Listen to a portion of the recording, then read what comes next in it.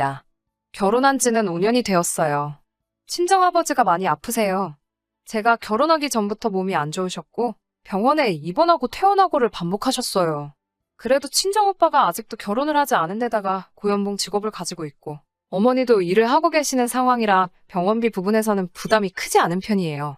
저희가 맞벌이 부부이기는 하지만 남편도 수입이 넉넉지 못하고 저도 친정아버지 곁을 지켜드려야 하기 때문에 회사는 다니지 못하는 대신 아르바이트식으로 단지 내에서 학생들 몇 명을 구해 과외를 하는 식으로 돈을 벌고 있습니다.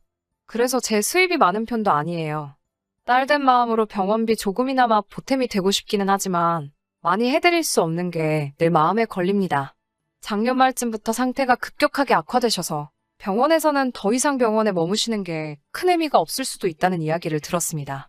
그 사실을 아버지도 담담하게 받아들이시고 있고 그 이후로 매번 가족들에게 미안하다는 말밖에 하지 않으세요. 이 정도 해줬으면 됐다고 저희들 볼 면목이 없고 고생만 시키고 있다며 더 이상 가족들에게 짐덩어리가 되고 싶지 않다고만 하세요. 그래도 저희 가족들 돌아가면서 아버지 곁을 지키고 있어요. 저희들 욕심일 수도 있기는 하지만 그래도 할 수 있는 데까지 해보기로 우리 가족들 전부 마음을 먹었거든요. 시댁은 이런 우리 집 상황을 썩 마음에 들어하지는 않아요. 결혼 전부터도 사실 아버지 아프신 것 가지고도 이런저런 이야기가 많이 나왔었어요.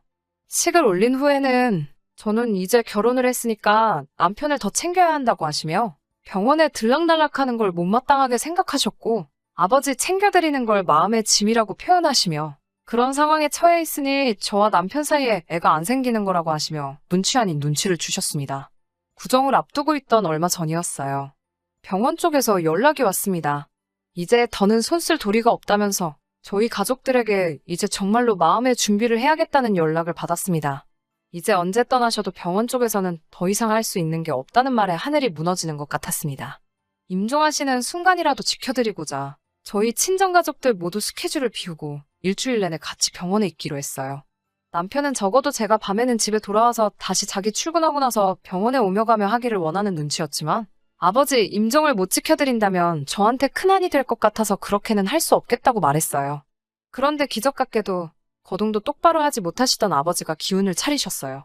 의사 선생님께 혹시 이게 좋은 징조가 아니겠냐는 물음을 던졌지만 병원 쪽에서는 그럴 리는 없다고 단호하게 말해주더라고요. 마음은 아팠지만 병원 쪽에서도 저희에게 쓸데없는 기대를 하게 만드는 것보다 현실을 알려주는 걸 택한 거라 원망스럽지는 않았습니다. 그래도 몰라보게 상태가 좋아지신 아버지 덕분에 저희도 한시름 덜게 되었습니다. 하지만 이 기쁜 상황이 오히려 남편과의 불화를 만들게 되는 일이었다는 걸 그때는 몰랐어요.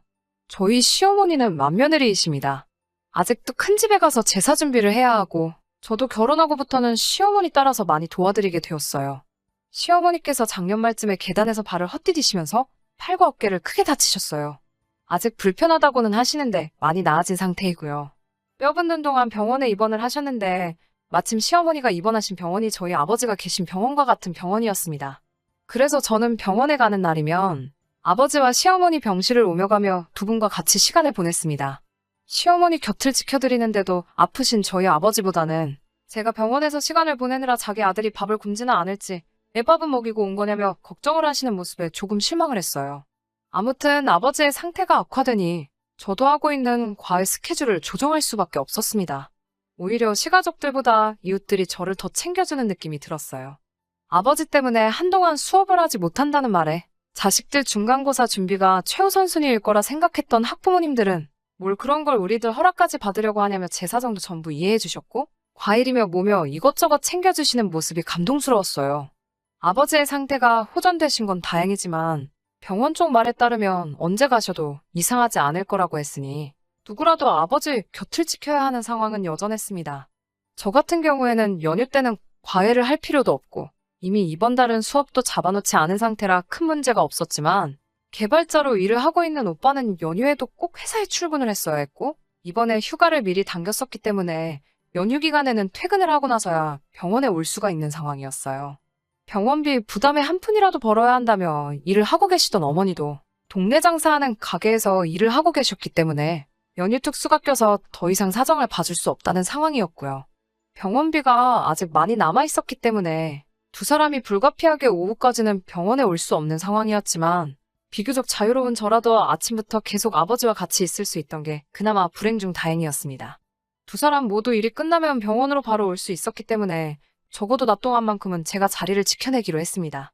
연휴가 본격적으로 시작하기 전날에 저는 혼자서라도 아버지 곁을 지켜드릴 생각에 집에 돌아와서 이것저것 짐을 챙기고 있었어요.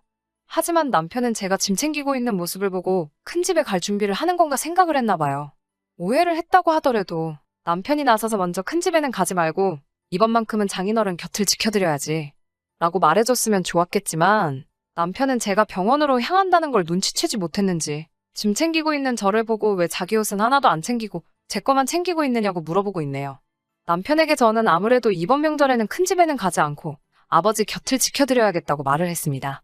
남편이 두 눈을 크게 뜨고 지금 큰 집을 안 간다고 하는 말이냐고 다시 물어보더라고요. 어머니와 오빠가 오후나 돼서야 병원에 올 수 있다는 사실을 말하고 저라도 있어야지 않겠냐고 물어보니 제가 지난주에 수업 몇 개를 취소하면서 가게 수입에 지장까지 준 걸 감수했는데 이젠 집안 행사까지 빠질 생각이냐고 되물었어요. 큰 집 가 있는 동안 혹시 아버지가 어떻게 될 줄 알고 거기 가서는 제 마음이 편하겠느냐 했더니 장인어른이 아직 돌아가신 거 아니지 않냐고 상태도 많이 좋아졌다며? 라고 말하며 명절은 가족 행사이니만큼 상황 봐서 하루라도 참석을 할 수 있게 하라고 우기기 시작하네요. 단 하루를 가 있던, 한 시간을 가 있던 간에 이런 상황에 거기에 있는 내 마음은 어떻겠냐고 다른 사람도 아니고 우리 아버지 일인데 그게 그렇게 문제가 되냐고 말하면서 서로 언성을 높여 다투기 시작했어요. 남편은 우리 엄마도 아직 불편하신데 가지 않느냐고 거동도 불편하신 분이 큰 집 가서 음식을 혼자 하게 만들 셈이냐면서 명절에는 시어머니를 도와 며느리돌이를 다 하라고 우기기 시작했어요. 명절 연휴가 주말까지 껴서 긴 편인데다가 장모님이나 매형이 퇴근하고 가 계시면 됐지. 그걸 너까지 가서 온 가족이서 또 지키고 있으려는 거냐고요. 그러다가 아무 일도 없으면 몸 불편한 우리 엄마 혼자서 큰 집 일거리 독박쓰라고 하는 거냐며 성질을 있는 대로 부리더라고요. 그동안 시부모님께서 제가 아버지 병문안 가는 걸 못마땅하게 생각하는 게 서운하다고 남편에게 이야기를 하며 몇 번 다툰 적이 있었는데 그걸 들먹이면서 이참에 우리 엄마 크게 한번 먹이려고 계획한 거냐는 말도 안 되는 소리를 짓거리더라고요. 친정아버지 아픈 걸로 왜 시어머니 한 번 먹이려고 하냐는 말까지 들어야 하는지 진짜 속상한데 어머니나 오빠한테는 이 사실을 이야기해야 하는지도 모르겠어요. 남편 말대로 제가 효녀노릇 하겠다고 고집을 부리고 있는 게 맞는 건가 싶기도 하고요. 저도 헷갈려서 미쳐버릴 지경이네요. 정말 속만 타들어가고 어디다가 속 시원히 말도 못하겠고요. 후기입니다. 아버지는 끝내 하늘나라로 가셨어요. 그동안 경황이 없어서 이제서야 후기를 보내게 되었습니다. 댓글로 응원해주신 분들께 모두 감사합니다. 아무튼 남편 고집을 아무래도 꺾을 수가 없어서 결국엔 남편이 원하는 대로 시어머니가 가장 바쁘실 연휴 바로 전날에 오후에 일 마치고 온 오빠와 교대를 하기로 하고 큰 집에 가기로 했습니다.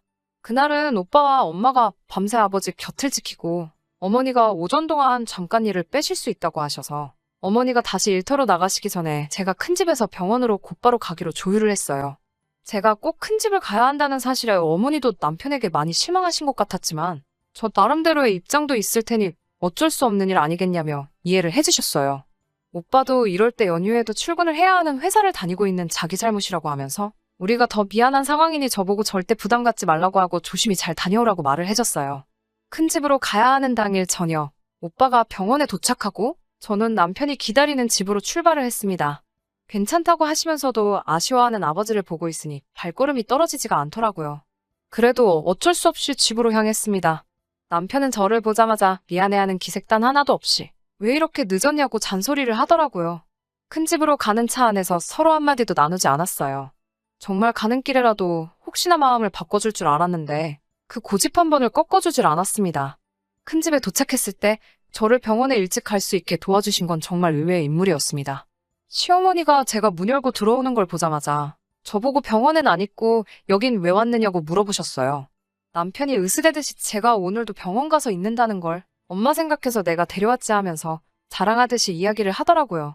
사실 시어머니한테도 정상적인 반응을 기대조차 하지 않았기 때문에 체념하고 있었는데 시어머니는 남편 말이 끝나기가 무섭게 남편의 뺨을 세게 올려치시더라고요. 짝 하고 남편의 따귀를 올려치는 소리가 엄청 크게 나서 시가 쪽 큰 집 사람들도 그 소리를 듣고 이쪽으로 고개를 전부 다 돌릴 정도였어요. 시어머니는 남편을 앞에다 두고 노발대발 하셨어요. 비싼 돈 주고 공부시켜놨는데 그 머리로 생각도 할 줄 모른다면서 개똥도 약에 쓴다는데 네 대가리는 약으로 쓸 개똥보다도 모자라겠다고 화를 내더라고요. 다른 사람도 아니고 이 장인어른이 오늘 내일 하고 계시는데 도대체 무슨 생각으로 저를 여기까지 데리고 왔냐고 시가 사람들 다 있는 데서 남편을 혼쭐을 내시더라고요. 우리 죽을 때도 네 체면 차릴 일 생기면 거기 가 있을 거냐고. 무슨 칭찬을 듣고 싶어서 며느리를 여기까지 데리고 온 건지 모르겠지만 정말 가족들이며 조상님들 볼 면목이 없다고, 자식 새끼 잘못 키웠다고 엉엉 우시면서 불편하신 팔로 남편 등짝을 계속 내려치고 있었어요. 시어머니가 그렇게 때려봐야 남편은 아프지도 않았을 텐데 고개만 숙이고 아무 말도 못하고 있었어요. 저한테는 시간 낭비하게 해서 정말 미안하다고, 잠시만 기다려보라고 하시며 과일 몇 개를 챙겨주시더니 택시 타고 빨리 가라며 쌈짓돈 10만 원을 제게 건네주셨습니다. 덕분에 빠르게 병원으로 돌아갈 수 있었어요. 아버지는 명절 연휴 기간 동안은 저희와 함께 하셨어요. 이렇게 온 가족이 다 모여있으니 명절 느낌이 난다고, 병실에서 명절 보내게 해서 미안하다고 또 저희에게 사과를 하시더라고요.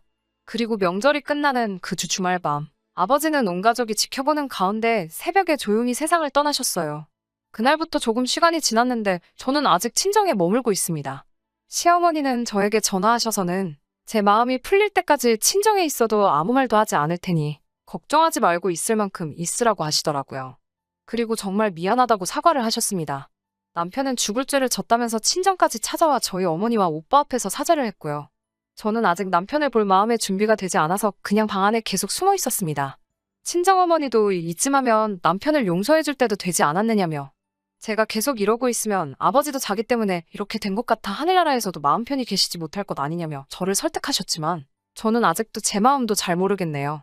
다음 주에 있을 시어머니 생신 때는 한번 가보려고 합니다. 아직까진 남편을 다 용서한 것 같지는 않지만 어머니 말씀대로 아버지를 생각하면 제가 앞으로 행복하게 지내고 있는 모습이 진짜 효도가 아닐까 하는 생각을 하면서 오늘은 이만 제 사연을 마치도록 할게요. 후기 기다려주신 분들도, 사연 들으시고 자기 일처럼 같이 화내주신 분들께도 전부 감사의 말씀을 전하겠습니다.